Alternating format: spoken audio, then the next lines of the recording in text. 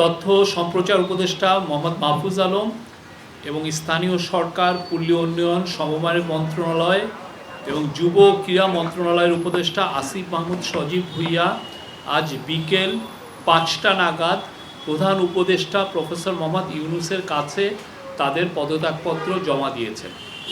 উপদেষ্টারা রাষ্ট্রীয় অতিথি ভবন যমুনায় উপস্থিত হয়ে পদত্যাগপত্র জমা দিলে প্রধান উপদেষ্টা তা গ্রহণ করেন।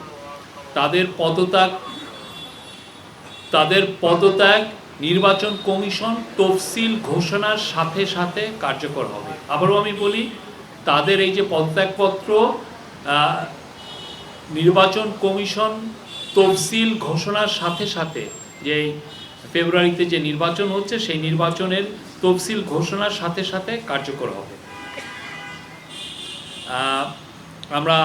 আপনারা হয়তো জেনেছেন যে এটা কালকেই সম্ভবত তফসিল ঘোষণা হচ্ছে। জুলাই গণ অভ্যুত্থানের সম্মুখ সারিতে থেকে নেতৃত্ব দেয়া এই দুই ছাত্রনেতার পদত্যাগপত্র গ্রহণের পর প্রধান উপদেষ্টা তাদের ভবিষ্যৎ জীবনের মঙ্গল কামনা করেন।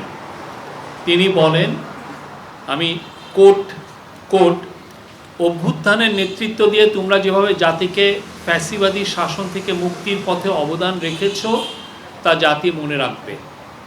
আমি বিশ্বাস করি ভবিষ্যতেও গণতান্ত্রিক উত্তরণ ও বিকাশে তোমরা একইভাবে সক্রিয় ভূমিকা রাখবে। প্রধান উপদেষ্টা আরও বলেন, আজ একটি ঐতিহাসিক দিন। প্রধান উপদেষ্টা আরও বলেন, এটা আবার কোর্ট, আজ একটি ঐতিহাসিক দিন। অন্তর্বর্তীকালীন সরকার সবসময় তোমাদের অবদান স্মরণ করবে। আমি তোমাদের সুন্দর ও শুভ ভবিষ্যৎ কামনা করি। এত অল্প সময়ে তোমরা জাতিকে যা দিয়েছ তা জাতি কখনো ভুলবে না। তিনি বলেন, এটি একটি রূপান্তর মাত্র। আমি আশা করি আগামীতে বৃহত্তর পরিমণ্ডলে তোমরা আরও বড় অবদান রাখবে।